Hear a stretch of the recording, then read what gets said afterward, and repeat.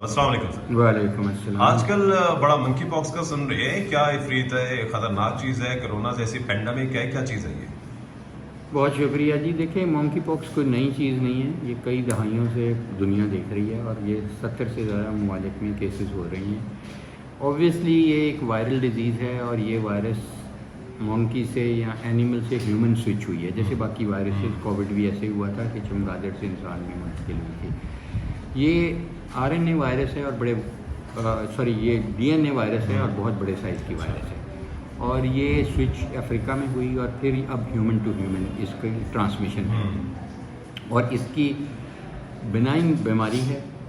اس میں وہی علامات ہوتی ہیں جو کسی بھی وائرل میں ہوتی ہیں، جسم ٹوٹنا، بخار، کہک آنا، سر میں درد ہونا، اور اس کے بعد جو ڈسٹنگوشنگ فیچر ہے وہ یہ ہے کہ ریش ہوتی ہے، یعنی ہاتھوں پہ اور چہرے پہ لال رنگ کے دانے نکلنے ہیں، فلیٹ شروع پہ فلیٹ ہوتے ہیں، اور اس پہ خارش بہت ہوتی ہے، ایچی ہوتے ہیں، اور اس کے کچھ گھنٹوں بعد یا ایک دن بعد اس کو ویزیکلز بن جاتے ہیں، ببل بن جاتے ہیں، یعنی پھنسیاں بن جاتی ہیں، اور ان پھنسیوں میں سے پانی رستا ہے۔ اس پھنسیوں میں وائرس موجود ہوتی ہے، اور وہ پھنسی کا پانی یا وہ پھنسی کسی اور کے ساتھ ٹچ ہوگی یا کپڑے کے ساتھ، اور وہ کپڑا کسی اور کو ٹچ ہوگا تو اس کو یہ منتقل ہوتی ہے۔ سانس سے ہرگز اس کی منتقلی نہیں ہے، اکٹھے کھانے سے نہیں منتقلی، اور اس کے بعد اس کا ٹوٹل کورس کوئی 21 دن کا ہے۔ 21 دن بعد آپ انفیکشن نہیں پھیلا سکتے، تو اس دوران ہمیں محتاط ہونا پڑتا ہے۔ کوارنٹائن اس لحاظ سے کرنا پڑتا ہے کہ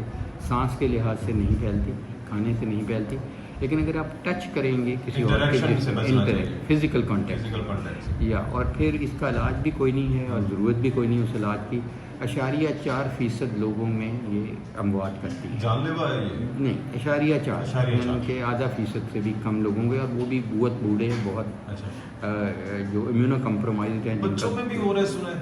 کئی بچوں کی بیماری، 8 سے 14 سال کی سب سے عمر وہ ہے جس کو یہ، اور پاکستان میں جتنے کیسز ہوئے 3، وہ تینوں ہی امپورٹڈ ہیں اور تینوں ہی سعودی عربیہ سے آئے، اور تینوں ہی مس ہوئے اتھارٹیز جو سعودی عربیہ کی ایئرپورٹ کی تھیں اور پاکستان کی تھیں، اور یہ کمیونٹی میں پائے گئے۔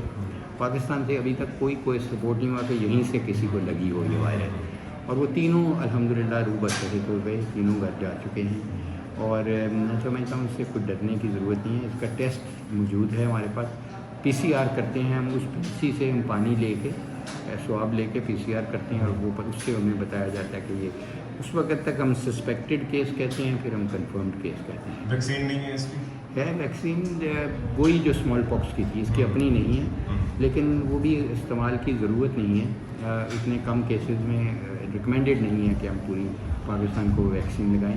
پاکستان میں وہ موجود نہیں ہے، لیکن ڈنمارک میں ایک کمپنی ہے جائنیز جو بنا رہی ہے ابھی بھی، تو ان سے منگوائی جا سکتی ہے، ہمارا ان سے کانٹیکٹ ہوا ہے، سارا کچھ ہوا ہے۔ اللہ نہ کرے، میرا نہیں خیال کہ اس کی بچوں کے لیے زیادہ ڈرنے کی بات تو نہیں ڈاکٹر صاحب؟ اسکول دوبارہ بند تو نہیں ہو جائیں گے؟ نہیں، بالکل بھی نہیں، نہ اسکول بند ہونے چاہیے، نہ فلیٹیں بند ہونی چاہیے، بالکل اس کی ابھی کوئی اس کا پینک کرنے کی ضرورت نہیں ہے، ہائی الرٹ کرنے کی ضرورت نہیں ہے۔ صرف ڈاکٹروں کی ٹریننگ، نرسوں کی، پیرامیڈیکل کی، ایمبولینس اسٹاف کی، ان کی ٹریننگ ضروری ہے۔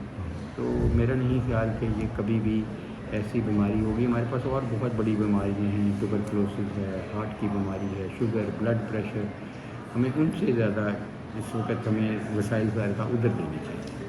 یہ پینک جو ہو رہا ہے، کیا مشورہ دیں گے پاکستانی کو، خاص طور پہ پنجاب کے لوگوں کو؟ میں پنجاب یا پاکستان کے لوگوں کو کہوں گا کہ منکی پاکس کی طرف بالکل تشویش نہ کریں، اس کو بھول جائیں، اس کے بالکل چھوڑ دیں اس کا پریشان ہونا، اپنی صحت کا خیال کریں۔ ہمارے پاکستان میں ہر دوسرے انسان کو بلڈ پریشر ہے، 30% کو شوگر ہے۔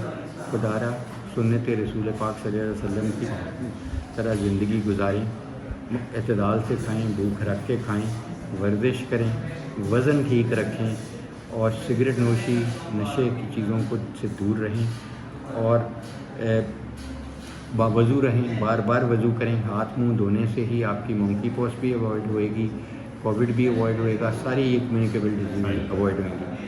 تو ہمارا تو جو مذہب ہے یہی نصف ایمان ہے، اس نصف ایمان کو اپنی زندگی میں لے آئیں، آپ ان تمام بیماریوں سے بچے رہیں۔ بہت شکریہ پروفیسر ڈاکٹر جاوید اکرم صاحب۔